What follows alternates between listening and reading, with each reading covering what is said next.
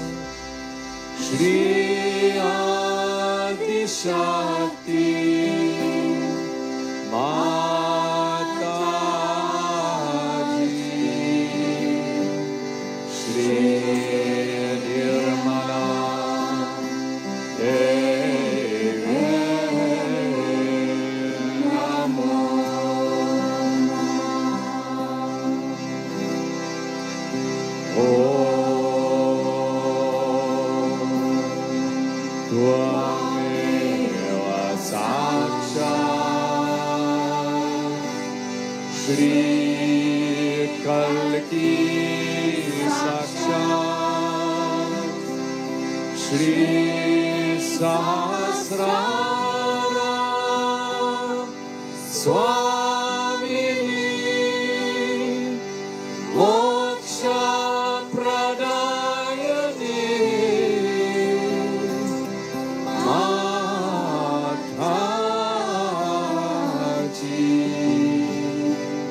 Shri Nirmala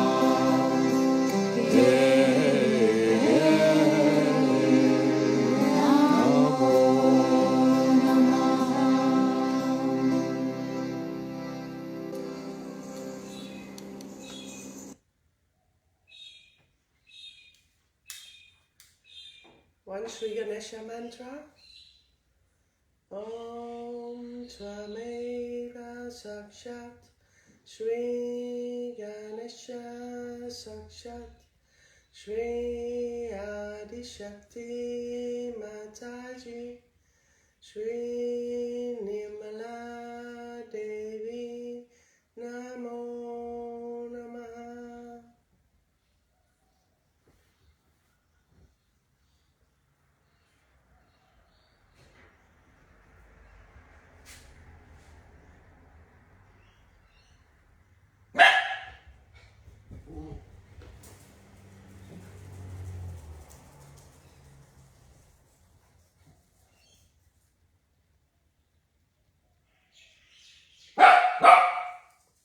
Shri Vishnu Maya Sakshat. Om Tvameva Sakshat Shri Vishnu Maya Sakshat Shri Adi Shakti Mataji Shri Nimala Devi Namo Namaha.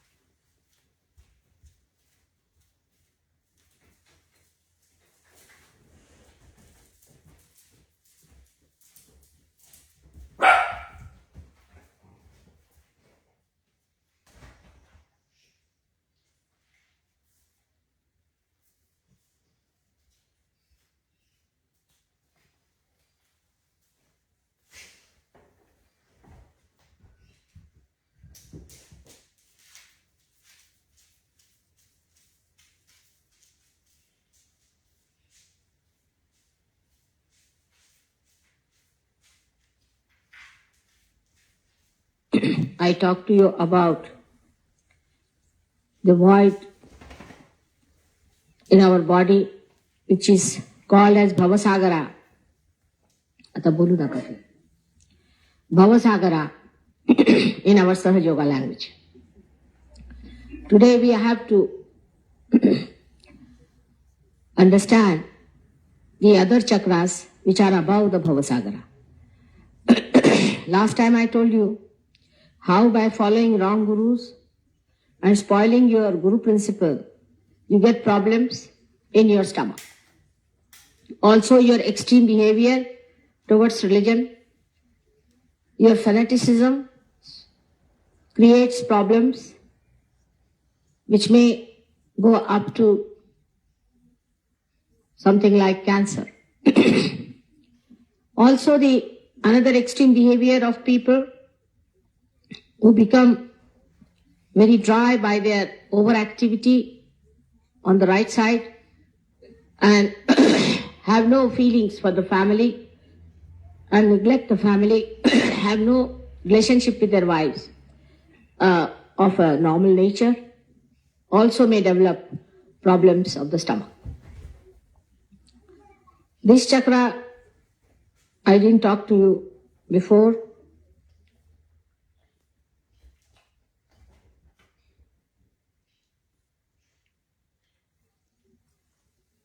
About the speedometer within us, which is the Nabi. I think I did mention something about it. This is one of the most important chakras within us, and I think before going over to other chakras, I must say that how our spleen gets spoiled and how we get into problems like blood cancer, which is a very common disease today in the West and is also invading our country with such a speed. बोलेगा मैं परवा क्या हाँ इतने नहीं बोले. This is I didn't talk to you about it, but I have talked about this to other people. Now this spleen is the one which creates blood cells for our emergencies. Any emergency comes in it has to produce new blood cells to fight the emergency or to face the emergency or to solve the problems of the emergency. In the modern times, we have lost the idea of controlling our speed. We talk telescopically, we walk telescopically, we arrive at a point so telescopically that the point is left behind before we arrive.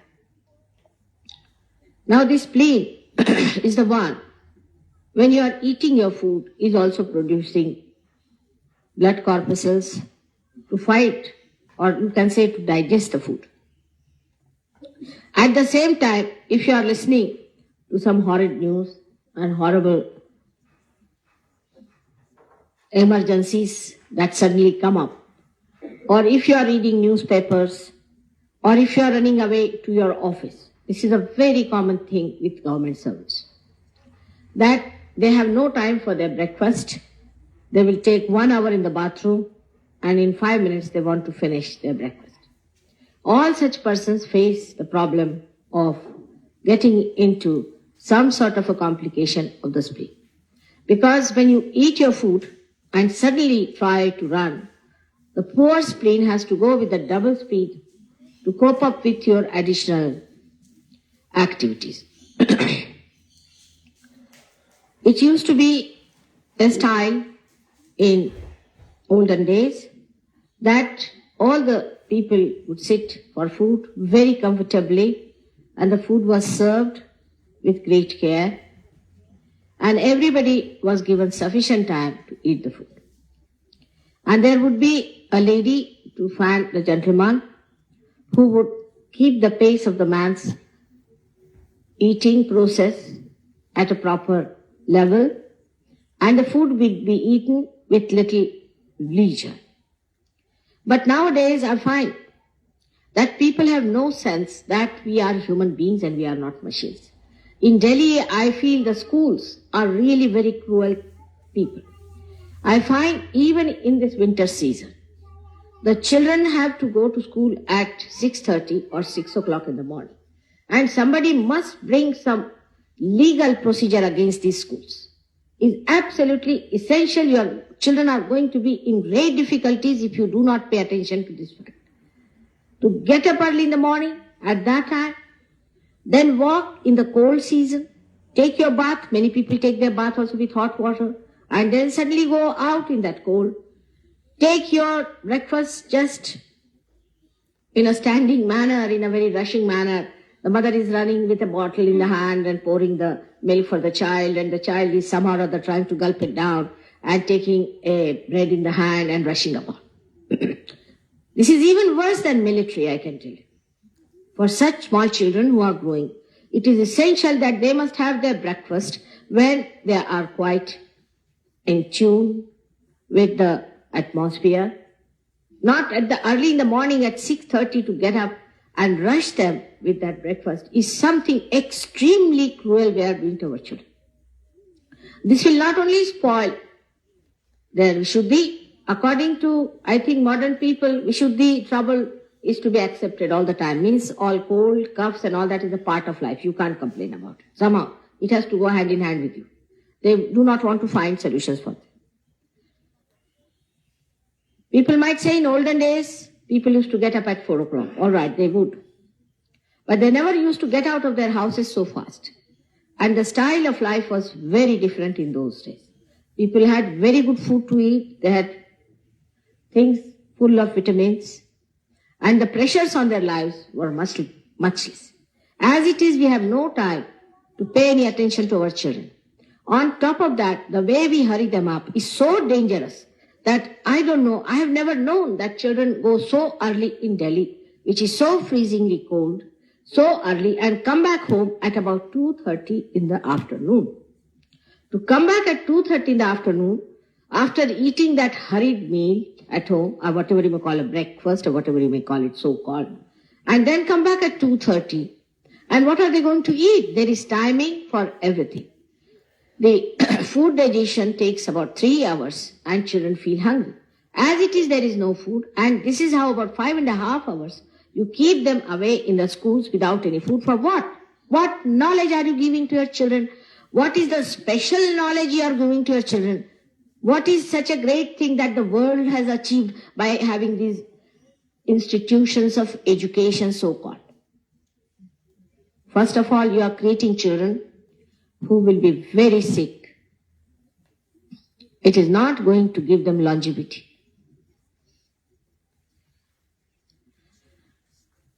Secondly, the way the people rush about for their work. In the morning time, there is no need to rush about. If you can get up early in the morning, sleep early and get up in the morning, take your time and eat your breakfast properly and go to office. Have something in the afternoon and then in the evening. You'll be amazed. You will get over 50% of your sickness. Because at the right time, if you give a proper practice to your stomach, you get your juices oozing out at the right time. You don't make your stomach crazy by that. But by this kind of emergency all the time arising, listening to horrible things at the time when you are eating your food or doing something important, your spleen goes crazy. It does not know. It loses its power to produce proper blood cells. It does not know how to produce. It really becomes crazy. And in that craziness, it starts producing blood cells at odd hours, wrong hours. It does not know when to produce. It is always in emergency. It is never stationed in its normal state. At this stage, if there is an attack from your collective subconscious area, about which now doctors are talking in England, that there is an attack of some proteins unknown to them, they call them as protein 58 and all that, you are very much prone to get blood cancer. Moreover, if your attention is too much on the left or the right to the extreme, you are even more prone. For example, you are a planner. You plan morning till evening, so your attention is more on the future. That means your attention is on the right-hand side. It's like a cloth. You can say the attention in the stomach is protruding to the right or to the left. Now, if your attention is too much on the right, means you are planning all the time. As I told you, doctors may not accept it, but it's a fact that when you think too much and plan too much, your Nabhi or your Swadhisthana chakra is converting the fat cells for the use of the brain. At that time, if you put more pressure into it by overactivity of the right hand side, which is your Kriya Shakti, it happens that you may enter into it to such an extent that at that time, if you have any such problem, you are easy to get some problem with your liver because it is on the right hand side. And the poor liver suffers. You get cirrhosis of the liver or just like cancer of the liver. Now, in Sahaja Yoga, what happens really is this. Your attention is spread like a cloth. And when the Kundalini rises, she pushes your attention upward. And the attention is a sheath around the Kundalini. When she pierces the Brahmarandra, then your attention starts oozing out into the supreme or what we call the super consciousness, which is here spread. Into the sukshma, into the subtle consciousness. The whole attention is pulled up there. And that is how you cure your blood cancer, your liver cancer, and all the cancer that is connected with this kind of attention. Not only cancer, but many other diseases like kidney trouble, liver trouble, and all other, we can say diabetes, intestinal troubles, and even you might get relief to your diaphragm sometimes, which is very much in tension with people who are agitated all the time. Those people who think they are important, I think, are really not aware of what importance they have to themselves. We must understand our own esteem, and we must know that we are human beings and that we are very important to God, if not to anybody else.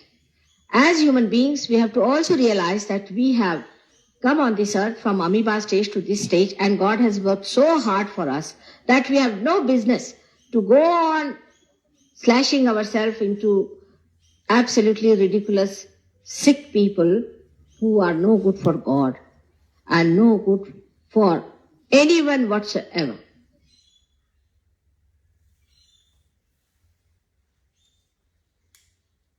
Let's just leave it at this. I will post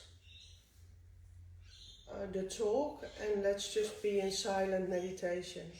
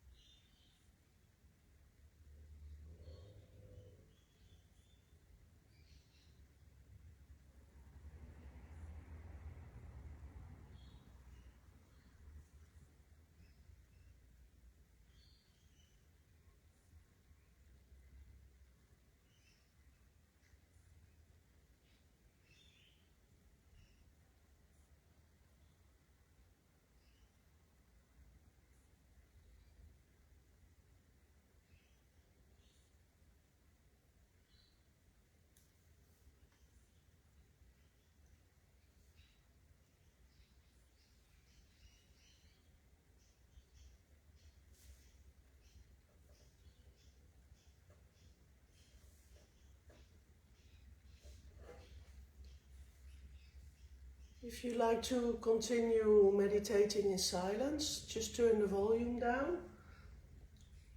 I'll play some music now and gonna say goodbye to you all.